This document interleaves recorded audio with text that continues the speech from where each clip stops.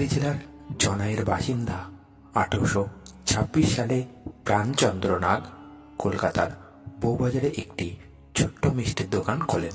তার পুত্র ভীমচন্দ্র নাগ পরবর্তীকালে দোকানের দায়িত্ব নেন।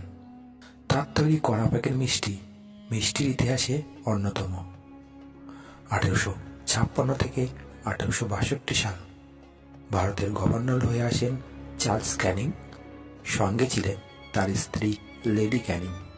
জানা যায়, লেডি ক্যানিংয়ের ভারত সফরে 1856 সালে তার জন্মদিন উপলক্ষে একটি বিশেষ এক প্রকার ভাজা মিষ্টি তৈরি করার জন্য ডেকে পাঠানো হয়। জানানো হয় যার স্বাদ হবে একদম আলাদা, আর সেই মিষ্টি এর আগে কখনো কেউ খায়নি। ভীমচন্দ্র নাগ তার কথা শোনা মাত্র রাজি হয়ে যান। এরপর তিনি যে মিষ্টি তৈরি করেছিলেন তার স্বাদ লেডি ক্যানিংকে এতটাই মুগ্ধ করেছিল যে ক্যানিং সাহেব দুহাত তুলে উপহার দিয়েছিলেন। তারপর সেই মিষ্টি লেডি ক্যানিংয়ের নাম অনুসারে হয় লেডি ক্যানিং। পরবর্তীকালে লোকমুখে তা লেডি ক্যানিং নামে পরিচিতি লাভ করে।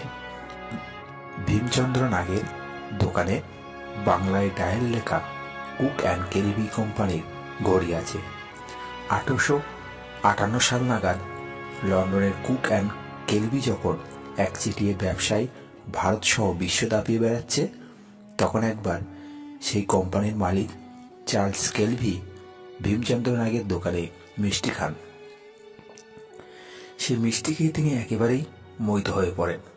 দেওয়ালে তাকিয়ে কোনো ঘড়ি দেখতে না পেয়ে তার কারণ জানতে চেয়ে ভীমচন্দ্রকে ডেকে তিনি জিজ্ঞাসা করেন, দোকানে ঘড়ি নেই কেন?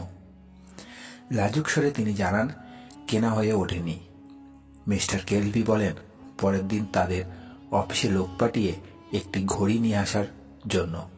ভীমচন্দ্র নাগ সংকোচ না করে জানান তার কর্মচারীরা ইংরেজিতে সংখ্যা লেখা ঘড়িতে সময় দেখতে পারবেন না, তাই সম্ভব হলে বাংলায় লেখা ঘড়ি দেওয়া হলে সকলের সুবিধা হবে।